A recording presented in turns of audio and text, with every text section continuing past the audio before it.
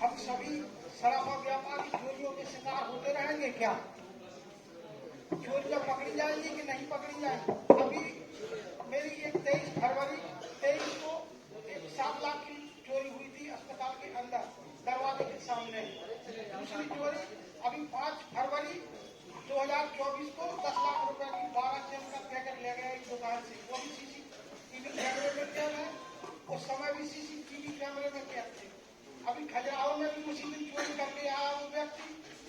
इसके बाद वो हमारे यहाँ आया, फिर इसके बाद उसने मोरेना में चोरी की। एक दुकान से तिजोरी से जबरदस्ती निकाल ले गए। बड़ी मुश्किल से FIR लिखी। ठीक है, ठीक है। सोनी जी, आप बैठिएगा प्लीज। आपकी बात दो आपके साथ घटनाक्रम हुए हैं और अभी हमारे शहर में दो बड़ी घटनाएं हुई थी। एक जो है थाना ओरछा रोड अंतर्गत एक हुई थी जिसमें बुलेरो से आके और एक सराफा व्यापारी के साथ लूट की गई थी, और एक दूसरी 17 दिसंबर को शांति नगर में हुई थी। वहां भी एक सराफा व्यापारी के साथ वारदात हुई थी, और एक आपकी वारदात है जो कि सामान खरीदने आए और आपको भी इनफैक्ट उस वक्त पता नहीं चल पाया जब आपने सीसीटीवी देखा चौथे पांचवें दिन, फिर आपको ये पता चला कि वो चोरी करके चला गया। इसमें जैसा आप सभी को मालूम है कि हम बहुत ज्यादा इस मामले में विशेषकर सराफा व्यापारियों के साथ यदि कोई चीज होती है तो उसको हम तब तक परस्यू करते हैं जब तक कि वो घटना निकल ना जाए। हमारी जो 2 बार घटना हो गई, यदि कोई बहुत छोटी कोई पर्सनल किसी की बात हो तो हम लोग यहाँ इस संवाद के बाद भी रुकेंगे, आप बता दीजिएगा। अभी चूंकि पूरा ये जन संवाद शहर के लिए है तो हम कुछ ऐसी बातों को उठाएं जिसका संबंध सभी से है।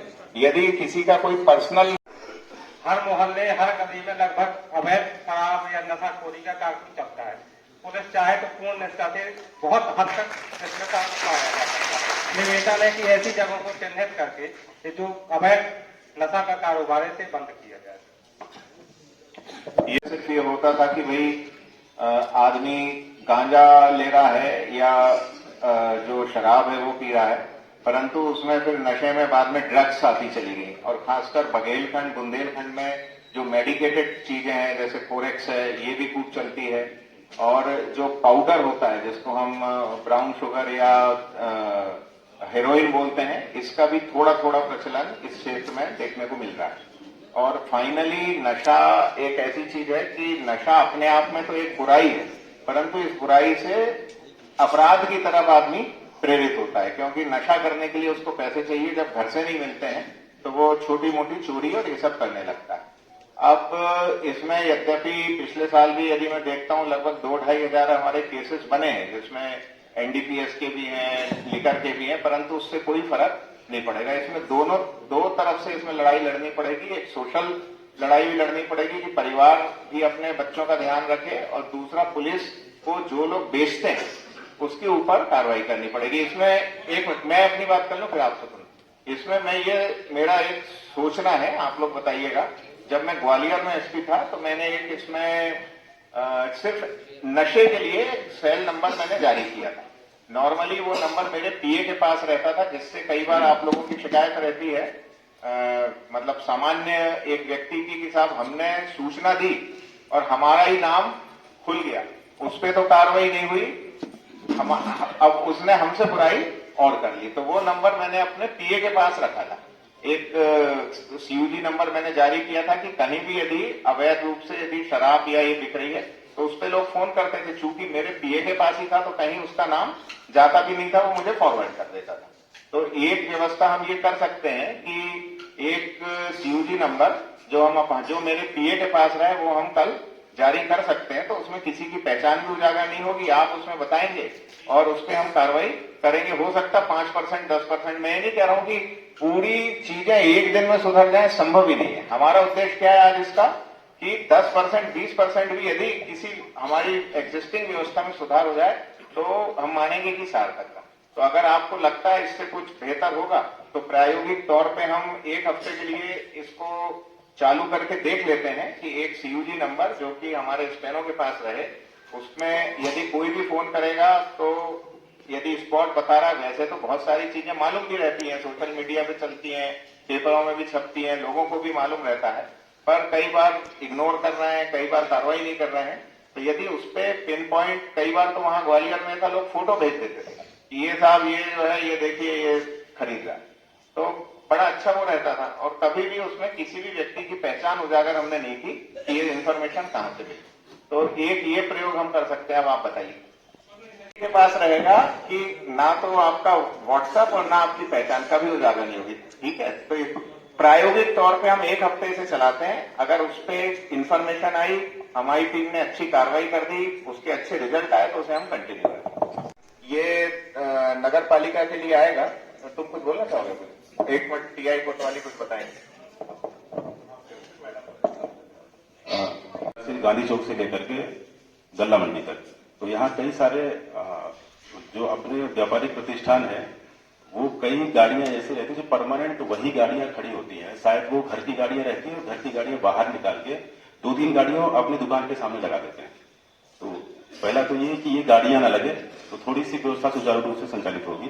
दूसरा, नाली है, नाली के बाहर गाड़ियां पार्क ना करें, तो उससे भी तात्कालिक समस्या अभी कुछ सुधर सकती है। पार्किंग के लिए तो उसके लिए जगह चिन्हित करनी पड़ेगी, फिर नगर पालिका और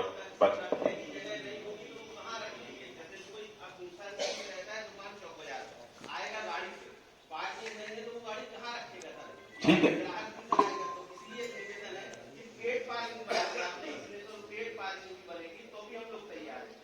ठीक है, ये हमारे नए ट्रैफिक प्रभारी आए परसों, कुछ बोलना चाहेंगे? सबसे पहले तो आपके सवाल का स्वागत है, लेकिन जब एक अच्छा सवाल होता है तो उसका एक अच्छा जवाब भी व्यक्ति ढूंढने की कोशिश करता है। जो पार्किंग की समस्या आपने बताई है, क्योंकि मैं लगातार जब भ्रमण कर रहा हूं आपका महल चौक से गांधी चौक होते हुए फव्वारा चौक, एक दिन में बनना संभव नहीं है, उसके लिए एक प्लानिंग होगी, प्लानिंग के साथ जगह निर्धारित होगी, तब हम पार्किंग डेवलप करेंगे। लेकिन जब तक पार्किंग नहीं आ रही है तब तक एक मैनेजमेंट के तौर पे हमें व्यवस्था तो बनानी है, और यातायात एक मैनेजमेंट है, उसको पॉलिसी बनने में थोड़ा समय लगेगा।